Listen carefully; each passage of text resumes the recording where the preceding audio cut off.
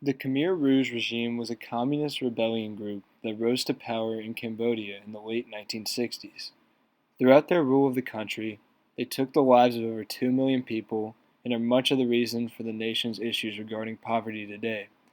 The leader of the group, Pol Pot, also known as Saloth Sar, is infamous now in regards to the Khmer Rouge's ruthless rule of the nation. The regime began merely as a rebellion group that emerged from the struggle against French colonization efforts in the 1940s. They localized themselves in northeastern Cambodian jungles and lived in a communist society. Their goal was to shift the nation away from all forms of religion and structure to a communist agrarian society. In the late 60s, the nation of Cambodia was already beginning its own civil war as the Khmer Rouge had begun many revolts against Cambodia's left-wing leader, Prince Norodom Sihanouk.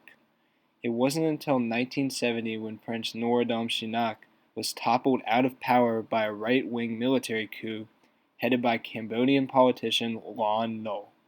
The Khmer Rouge successfully took this opportunity to offer their leadership and control as a sense of guidance to the nation.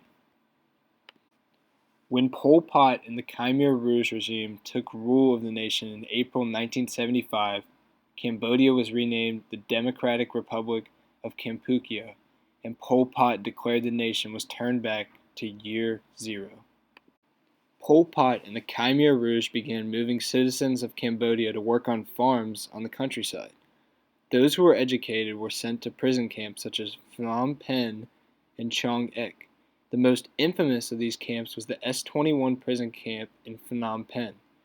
The Tol Slang 21 prison camp was where those who were accused of crimes of the state, such as things like being educated or refusing to follow the regime's reformation, were sent with their families to confess their crimes and were executed shortly thereafter. Out of over 17,000 people who were sent to this camp, only 6 survived. The Khmer Rouge was trying to form a communist peasant farming society in Cambodia. This resulted in a large decrease of the population, nearly 25%, from starvation, entirely too much work, as well as execution. Pol Pot and the Khmer Rouge regime abolished money, free markets, normal schooling, private property, foreign clothing styles, religious practices, and traditional Khmer culture. Public schools, pagodas, mosques, churches, universities, shops, and government buildings were shut down or turned into prisons, stables, re-education camps, and granaries. There was no public or private transportation, no private property, and no non-revolutionary entertainment. Leisure activities were severely restricted. People throughout the country, including the leaders of the CPK, had to wear black costumes, which were their traditional revolutionary clothes.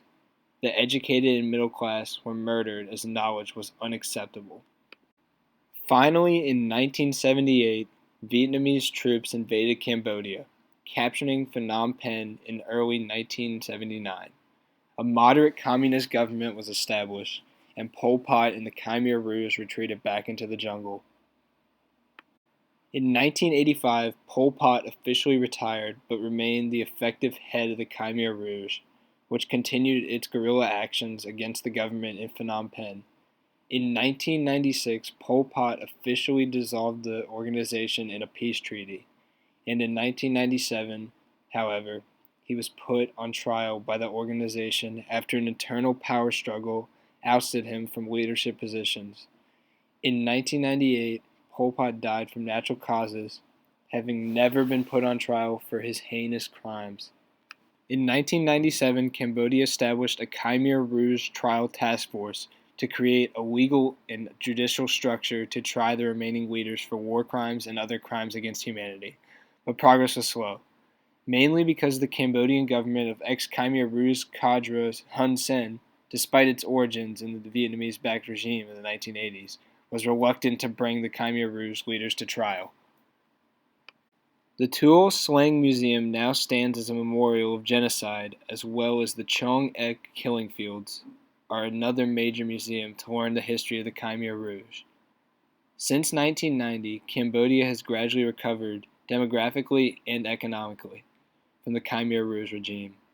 Although the psychological scars affect many Cambodian families, the current government teaches little about the Khmer Rouge atrocities in schools. Cambodia has a very young population, and by 2005, 3/4 of Cambodians were too young to remember the Khmer Rouge years. The younger generations would only know the Khmer Rouge through word of mouth from parents and elders.